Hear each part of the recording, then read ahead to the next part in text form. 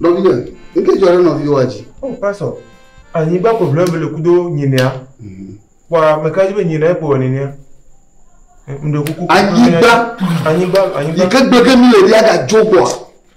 Papa le Yesu Christ au point commun. Amen. Je plagne d'ola. Me yo fifila. Me joko. Eye me dolio. Wo de kako matwa yo. Nous chianu bobo de chede. Bobo de chede que agade de kajabalam. Ne to kule Yesu Christ au point commun. Ne to kule Yesu Christ au point commun. Ne to kule Yesu Christ au point commun. Bobo de chede ko ko da mo jide. Nous chianu ko do ba me jore Yesu Christ au point commun. Mais voici le Yesu Christ bon comme papa me capo me donne dit me nyabo de capo et tout dogo nous sami ka de kaya mais tout le Yesu Christ bon adame ina tato bobo de chede ka anno de kajiama adogo le Yesu Christ bon comme yehowa me dakpeno ala ba wo manomila nanaka matuwa idinyo le mia pa gbo que quand on va se sortir de ma lignage, mais nous jamais comme il biola, na wonami, ma biak beglenami, que bon te ou miano, Yesu Christ bon comme. Pas ça. Amen. Amen. Que vous voyez? Quand il va aller. Pas ça. Oh là là, do. Anoti. Gada comme fiani.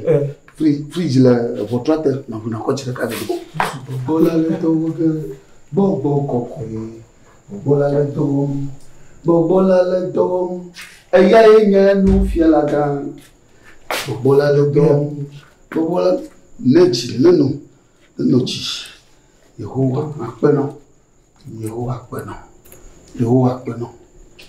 akpeno tukani Tachari na tukani. On va non. La bana on gaonami. Kaje chicho. Yesu yoto. Odire. Yesu yoto. Ma wa ku Yesu yoto.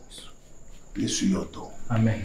Oui me diba no na mi ya na jakwa sia. Enyum. Ajiro manyu gano jiro mu. Enyum sia. Yolo. Yenta bawa jiro. Pas ça, me découle. Il nous fait nini. Oh, mau botoy. Mau botoy. Yo o ndo yo to via. Da wani na to yi. Pas ça appelle galo. Ngono to mai. Ngawe gidi o. Oh. Pas ça appelle galo. Appelle galo. Kaka mi adon kunu owo le aji. Egbenye memra do echo na Plevat Church. Mado berata. We wole. So wole a ngba chichu se. Apelo. Pastor apelo ka Yehowa apeno da laba wega oto wonkunu do Yesu Kristo boko. Amen.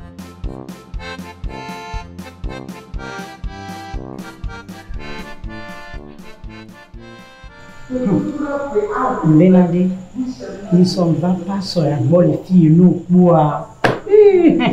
Nade nyinti sifi wale la ve senyento.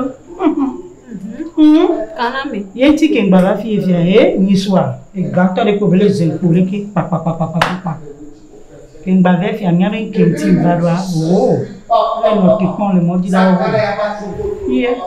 Et antiamve ya mo la wena. Yo, e pe pour le ver. Nyamle la vi fi amu solo. Agbongla. Yo.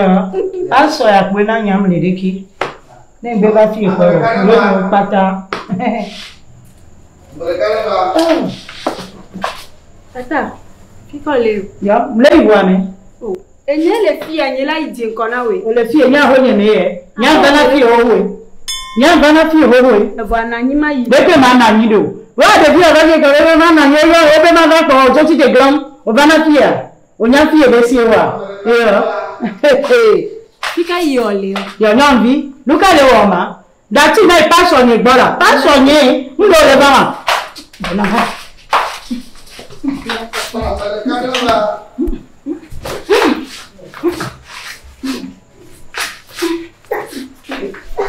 Amaleka. Leki la migawo. Eh mari, ni vous n'aimez. Ah, ni le fille quoi, pas comme les dans la boîte wa. E fa wo ko Ni le fille au dans le cadre parti de famille à petit de blanc que. La kenya. Mais Tu ban enye la yi. yeah. Ola, ma nya ma. Ba ke no le mo me le fie yi kula ba. Ah, mais non fille qu'un bois de verre. Abo no nani? Nani. Yeah. Bambo, ne kove. But kana ba ku bi jo ba je ko dada. Pas nya fo nyeme, nya bana fille ko da me kala ba nyela iwa. 45 millions ou quoi le fan abla ne voit to. Ma ko to wara.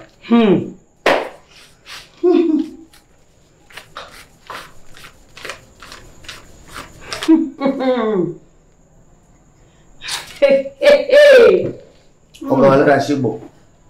Ala ko do ba mi jo. Pastor ke. Mi alewe, odo pastor. Sure. Ko do graja wa ga ko cho wa na le fie so e to ala no go wa. Sure.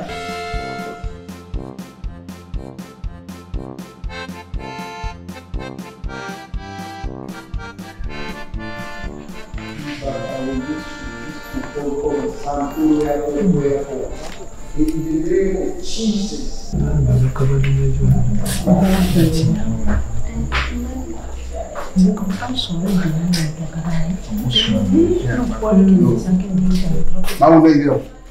Ademi. Ya. Ya wezo. Oh ye watch le aniba wala wonto onu shanu la ni na pe do doma. Ki ba vina do le vota pa.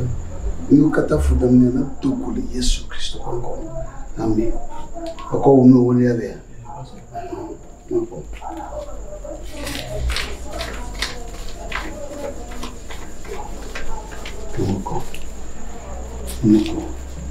Papa, jible anyiba wala wonto wonu shanu la nya pe do doma.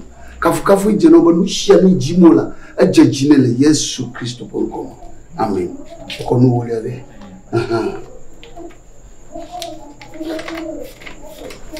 Okay.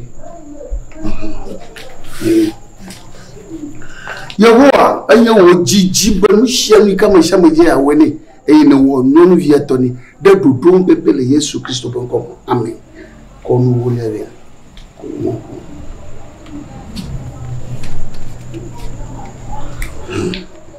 Yehowa jible anyiba wala kafu ije no ala bana awo pe jiji o katane le Yesu Kristo bonko. Amen. Amen. Kono wo le. Oh, aja baba. Ya. Oh. Aja baba. Yehowa. Oh, ngaji na lafia. Aula. Ngaji na la. Mami shi ngaji na la. Hey, Bobovon de shade na ko papuya ma atro jeju. Manyaba mami shi na ya, mako mo no fia wale ya o. Amayu kata na wule ko ya ma anya.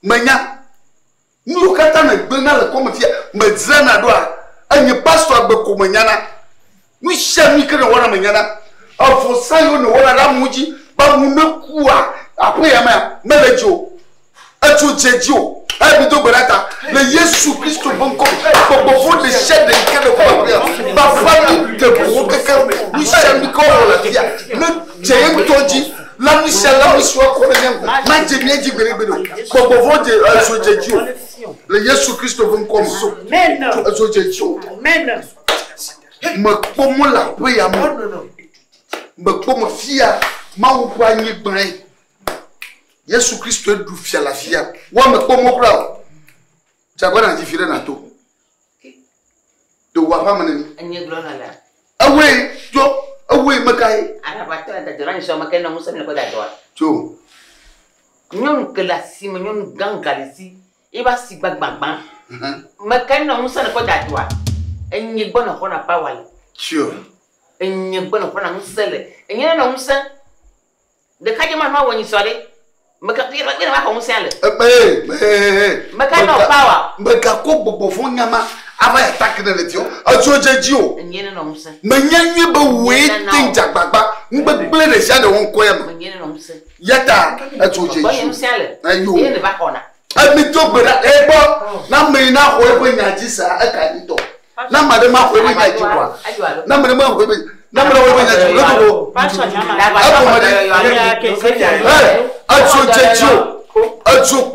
The Kayana for the yo. I see my young man for the yo. Figure the Pamsel. Hey, and you know, he and a lady. My young neighbor, where my thing will not come. My mother called the papa, you who are like Jesus Christopher Goma. You never perform the shadow of the not to giant to Jesus. Hey, my two brother, it's a Catoro Baba Santura in the name of.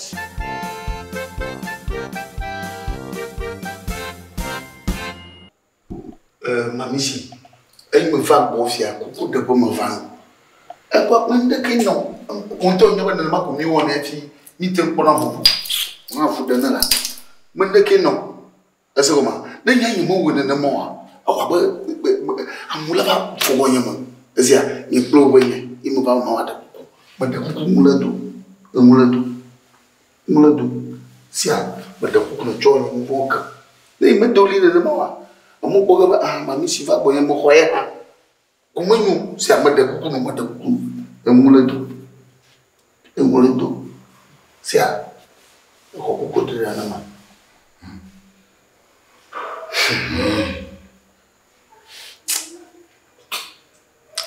ah anyo ma ko de nawo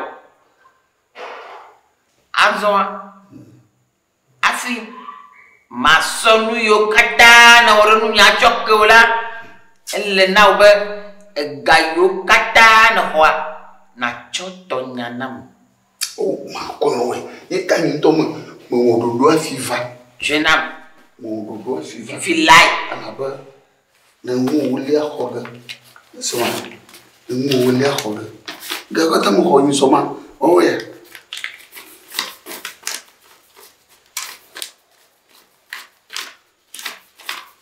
Iya, mami sih. Dekat mu boleh awak siap. Masuk, agak batok ye belum meleng.